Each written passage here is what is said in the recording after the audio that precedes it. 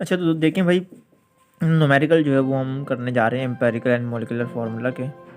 तो तकरीबन 6 से 7 टाइप के न्यूमेरिकल्स आते हैं इसके अंदर मॉलिक्यूलर फार्मूला मालूम करने के लिए, या एम्पेरिकल फार्मूला दे दिया जाता है कि इसको मालूम करें। तो इंटर के लिहाज से मैं ये वीडियो बना रहा हूँ। तो देखें किस टाइप के न्यूमेरिकल्स आते हैं पेपर में। 2018 में आ चुका है ये, देखें इसके अंदर सिंपली जो है वो परसेंटेज दे दी गई है और आपसे मॉलिक्यूलर मास भी दे दिया गया है और मॉलिक्यूलर फार्मूला पूछा गया है। अच्छा, पेपर में हम किस तरह लिखना है ये मैंने नहीं बताया था, तो ये आपके सामने मौजूद है। इस तरह आप लिखेंगे पेपर में, डेटा बना लेंगे। सबसे पहले जो है परसेंटेज अगर गिवन हो जाए हमें, तो हम पहली फुर्सत में मोल रेशो मालूम करेंगे। इस तरह हम कुछ लिखेंगे, we divide atomic weights of their elements so we able to get mole ratio. Simple, उसके एटॉमिक वेट से हम डिवाइड कर देंगे परसेंटेज को, इसका मोल रेशो निकल आएगा। ठीक है ना, ये देखें इसका मोल रेशो निकल आया। अच्छा, अब देखें भाई आगे मैं चलता हूँ। अब सेकंड स्टेप में क्या करेंगे, स्टेप आप लिख सकते हैं हाइलाइटर से, मतलब बोल्ड मार्कर से भी लिख सकते हैं, कट मार्कर से।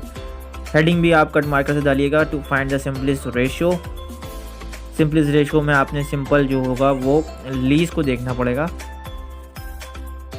लीज नंबर से क्या मुराद देखें इन दोनों में से छोटा नंबर कौन सा आ रहा है, 6 आ रहा है, ये 20 है, 6 आ रहा है। तो ज़ाहिर सी बात है ये हम क्या कहते हैं, इसको इससे डिवाइड कराएंगे, इसको भी मतलब नीचे दोनों ऊपर नीचे से डिवाइड कराएंगे हम।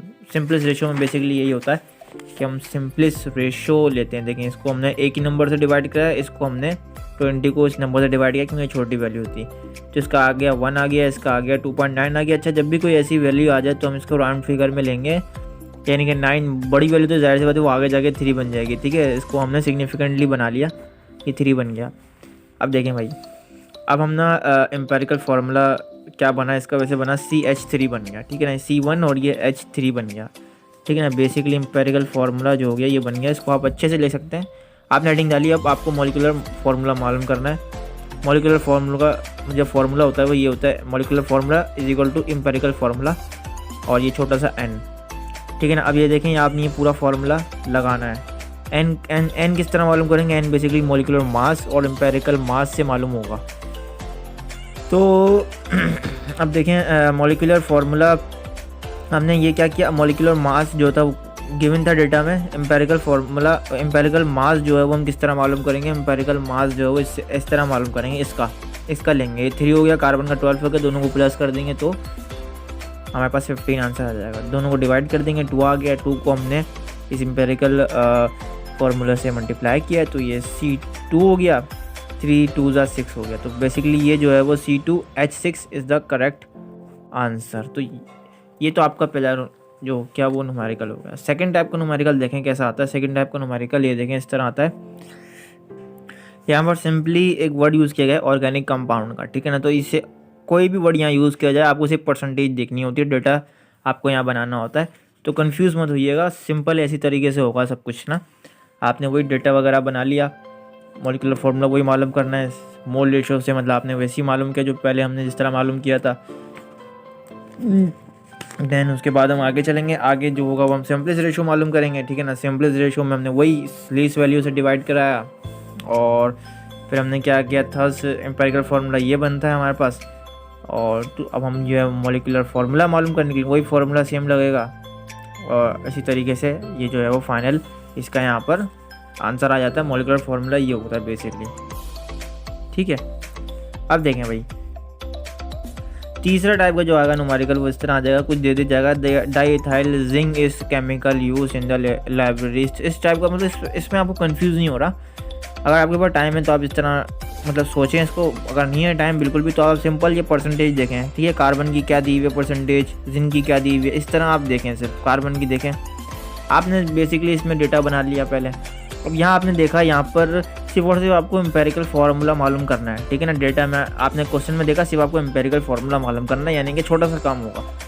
तो बेसिकली वही मोल रेशो हम पहले मालूम करेंगे। ठीक है ना, मोल रेशो आपके स्क्रीन के सामने हमने मालूम किया और फिर सिंपलेस्ट रेशो हम मालूम करेंगे। ठीक है ना, स्टेप 2 में हम सिंपलेस्ट रेशो मालूम करते हैं। फिर सिंपलेस्ट रेशो के बाद हमने वही एम्पेरिकल फार्मूला ईजिली हमने यहाँ पर निकाल लिया ये। ठीक है ना, ये आ गया एम्पेरिकल फार्मूला। ये इतना इजी था, बस यहाँ पर आगे ख़त्म हो गया। मॉलिक्यूलर फार्मूला जब पूछा ही नहीं है तो हम क्यों निकालेंगे भी नहीं। अब देखें भाई, चौथा जो होता है वो किस टाइप का आता है। चौथा भी बेसिकली सेम ही है, एक तरह से इनऑर्गेनिक कंपाउंड है, बस होता ये है इसके अंदर ये एलिमेंट चेंज कर देते हैं, कार्बन, नाइट्रोजन, ठीक है ना। अब मैं डेटा जिस तरह बनाता हूँ, वहाँ पर पिछले जो हमने अभी न्यूमेरिकल किया था उसमें नाइट्रोजन की जगह फ्लोरीन था। तो आपको एटॉमिक मासेस भी याद रखने हैं।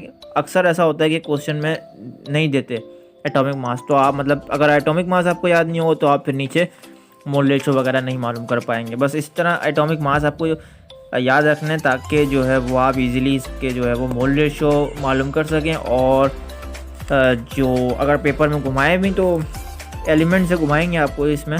बाकी एम्पिरिकल फार्मूला ये आ गया। और मॉलिक्यूलर फार्मूला के लिए हमारे पास ये प्रॉपर एक फार्मूला होता है, ठीक है ना, ये प्रॉपर फार्मूला होता है। एन मालूम करने के लिए होता है फार्मूला। बेसिकली हमने पूरा सॉल्व आउट किया और हमारे पास आंसर ये आता है, ठीक है ना। ये आ गया मॉलिक्यूलर फार्मूला। अब देखें भाई, पांचवें टाइप का जो न्यूमेरिकल आ जाता है वो इस तरह आ जाता है कि मतलब बहुत ही आपको कंफ्यूज करने के लिए डायरेक्टली आपको मॉलिक्यूलर मास जो होता है वो तो दे दिया जाता है, ठीक है ना। अच्छा, एम्पिरिकल फार्मूला भी पहले बता दिया जाता है और मतलब मालूम करने के लिए आपको सिंपली दे दिया जाता है कि आप जो है इसका मॉलिक्यूलर फार्मूला मालूम करें, ठीक है। डायरेक्टली दे दिया जाता है। बच्चे कंफ्यूज होते हैं, वो खामखाई मोल रेशो वगैरह के चक्कर में फंस जाते हैं। तो ऐसे नहीं करना आपको। जब आपको एक चीज़ गिवन है, एम्पिरिकल फार्मूला, जब सिंपल आपको ये याद रखना है, एम्पिरिकल फार्मूला जब गिवन है भाई और मॉलिक्यूलर मास ऑफ कंपाउंड यहाँ पर गिवन है तो भाई बहुत इजी हो गया फिर तो आपको मॉलिक्यूलर फार्मूला मालूम करने के लिए। क्योंकि हम तमाम मेहनत जो पिछले न्यूमेरिकल में करते आए वो इसको मालूम करने के लिए करते आए ना। ये मालूम होगा तो हम जो है आगे सॉल्व होंगे। तो आपके पास ये तो सोने पे सुहागा है, मतलब ये आ गया, ठीक है। Simple to find the molecular mass वो फार्मूला, और वही आपने फार्मूला लगाया, ठीक है ना। अच्छा, ये जो इसमें अगर आपको कन्फ्यूज़न हो रही है तो मैं कुछ अलग अलग कर देता हूँ इसको ना, ताकि आप जो ये कंफ्यूज ना हो। पेपर में बेसिकली आपको ये अलग अलग करके ही शो करना है, ठीक है ना। ये दोनों अलग अलग हैं, ये अलग है, ये अलग है। अच्छा, इसको एन को मालूम करने के लिए हम ये करेंगे। तो ठीक है, आपने मतलब डायरेक्टली फॉर्मूला लगाया और आपके पास आंसर। अच्छा, मैंने थोड़ा सा करेक्शन की हुई है तो ये मतलब आकर आपका पूरा मॉलिक्यूलर फार्मूला निकल गया। सिंपल, बहुत ईजी है। अब देखिए जो मतलब बड़ा ही इंटरेस्टिंग ये है मॉलिक्यूलर फार्मूला और एम्पिरिकल फार्मूला मालूम करने के लिए, ठीक है ना। ये लास्ट समझ लें न्यूमेरिकल होगा हमारा इसका। तो अब देखें, ये आपने ये रीड कर लें आप, ठीक है। इसके मुताबिक आपको डेटा बनाना होगा। ये आपने डेटा बनाया।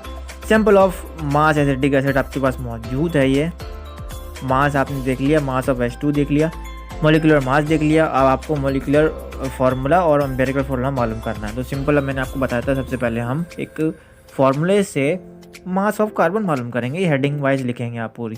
Mass of C 1 mole of C 1 mole of CO2, इसके बेसिकली एटॉमिक मासेस आपको लिखने होंगे।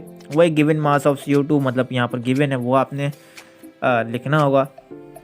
तो सिंपल ऐसे करने के बाद यहाँ पर ये वाला आंसर आ जाएगा। अब वही find out the mass of hydrogen, carbon का मालूम किया तो हाइड्रोजन का ही मालूम कर लिया हमने, ठीक है। इसी तरह अब परसेंटेज मालूम करेंगे कार्बन की। परसेंटेज का मैंने आपको बताया था कि मास ऑफ C जो कि हम मालूम कर चुके हैं ये, और ये गिवन सैंपल ये मतलब डेटा में मौजूद होता है। तो ये सिंपल आपने किया तो यहाँ पर परसेंटेज निकल आई। अब देखें भाई, हमने आपको परसेंटेज जो है वो हाइड्रोजन की भी निकाल लिया ऐसी। अब 2% जब निकल आई तो मैंने बताया था 2% जब निकल आया तो उसको प्लस करके हम माइनस कर देते हैं 100 से, ताकि पूरा जो एक कंपाउंड है उसकी जो है वो बाकायदा प्रॉपर तरीके से परसेंटेज निकल आए। तो ये आपके पास सिंपल बिल्कुल ऐसे ही हुआ है कि दोनों परसेंटेज को हमने प्लस करके 100 से माइनस कर दिया तो 88.9 इसकी बेसिकली परसेंटेज यहाँ पर निकल आई है, ठीक है ना। तो अब देखें, फाइंड द मोल रेशो। अब मोल रेशो करेंगे भाई। अब मोल रेशो वो इसका एटॉमिक मास से डिवाइड करना होता है। तो अब देखें, जिसकी परसेंटेज है बेसिकली ना, ये इसको परसेंटेज से डिवाइड करना होता है इसके एटॉमिक मास को। ये आ गया, ये आ गया और ये आ गया। अब इसमें जो है हम सिंपलेस्ट रेशो में हम देखेंगे लीस्ट नंबर कौन सा। तो लीस्ट नंबर जाहिर सी बात है आपको कौन सा नज़र आ रहा है, ये नज़र आ रहा है। तो ये इस वैल्यू को हम जो है वो इन तीनों से मतलब तीनों से डिवाइड करेंगे। ये आप देख सकते हैं हमने तीनों से डिवाइड किया, इसको भी इससे भी, इसको इससे भी, ठीक है ना।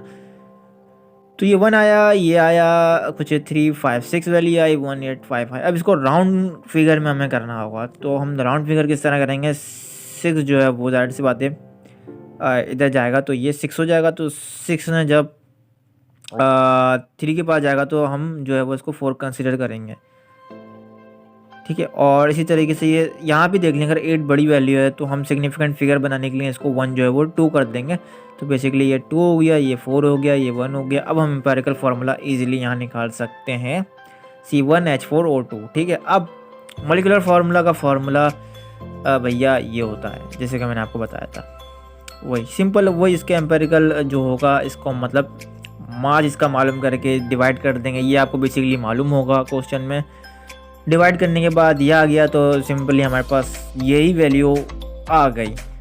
तो ये एक वाइड ऐसा मतलब न्यूमेरिकल है कि जिसका एम्पिरिकल फार्मूला और मॉलिक्यूलर फार्मूला दोनों की वैल्यू जो होती हैं, दोनों का फार्मूला जो होता है वो सेम होता है। ये पेपर में आ सकता है, क्योंकि पेपर में MCQ वे से भी आ सकता है, पूछ लिया जाएगा ये बताएं कि ये इसका मतलब ये 3-4 इस तरह गिवन होगा MCQs में, और आपसे पूछ लिया जाएगा बताएं इनमें से कौन सा ऐसा कंपाउंड है जिसका एम्पिरिकल और मॉलिक्यूलर फार्मूला सेम होता है। तो सिंपल आपको इसको टिक करना होगा। तो ये आप याद रख लें कि इसका भैया सेम होता है मॉलिक्यूलर फार्मूला और एम्पिरिकल फार्मूला।